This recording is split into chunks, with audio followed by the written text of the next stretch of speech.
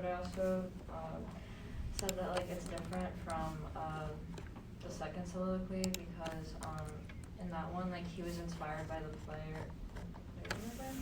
and like he wanted to stop being like he wanted to start doing something with avenging his father.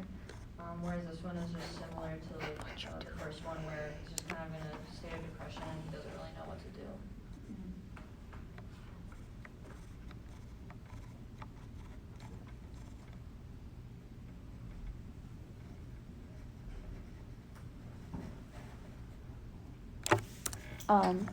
So for us, for prompt one, we said that in the first soliloquy, he's very like sarcastic, which he that's how he goes about displaying his feelings of deception, and it's clear that his state of mind is becoming weak and insecure.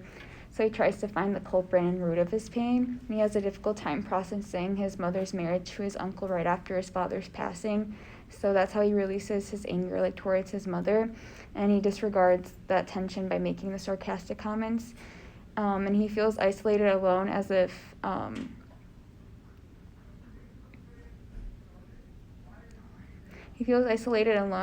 as if the whole world is against him, so he kind of separates himself from others as he becomes very distrustful of those around him, not being able to confide in anyone because he was let down and betrayed by his mother, who is supposed to be his greatest comfort and support. And then in the Act 2 soliloquy, Hamlet questions himself and he begins to lose trust in himself. He struggles with self-reliance and self-esteem, and he establishes a new persona as he aims to avenge his father's death, making him strive to be bolder and more courageous. However, he gains his confidence back after he realizes he must fight for his father's legacy, and his father would be proud of him. And then, although he starts to see a more positive version of himself, he struggles with doubt, calling himself a coward.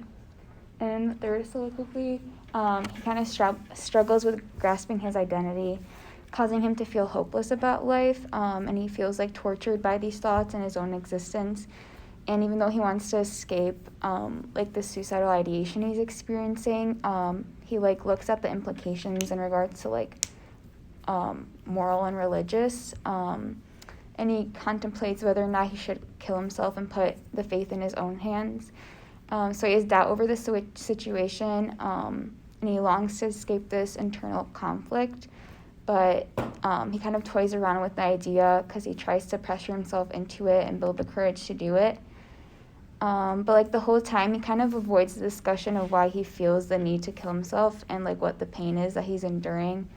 So he isn't very vulnerable, and he doesn't even address himself when talking about these thoughts. So he's not trying to express himself, rather he kind of disposes the idea of it, and then he kind of masks like the plan that he has against his uncle wanting to avenge for his father's death by kind of acting crazy.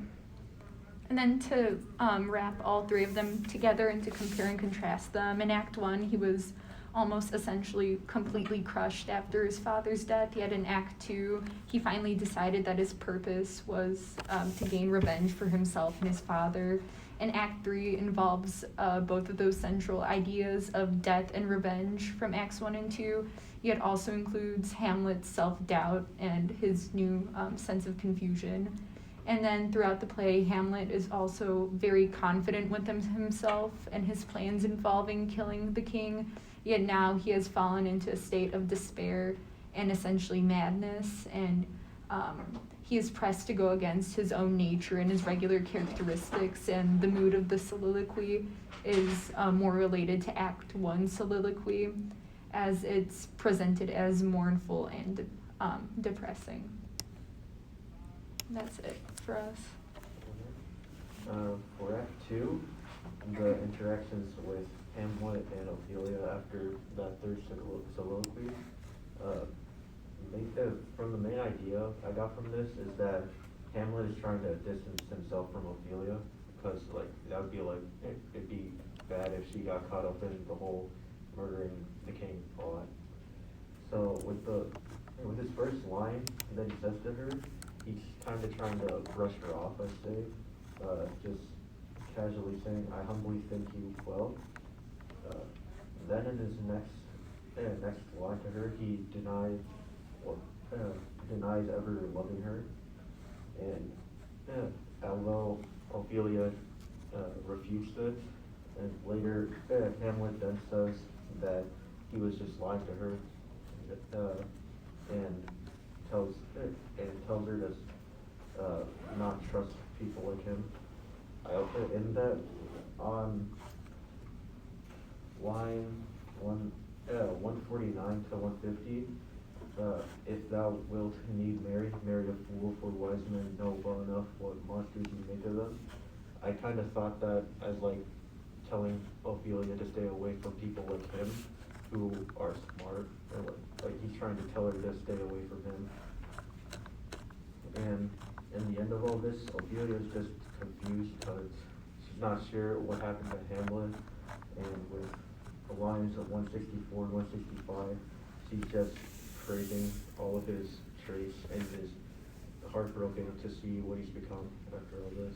Yep. And the king and Polonius were listening on the conversation, which if Hamlet knew, would give him reason for feeling like he didn't know Ophelia, because it'd be less likely that his like fake madness was caused by her.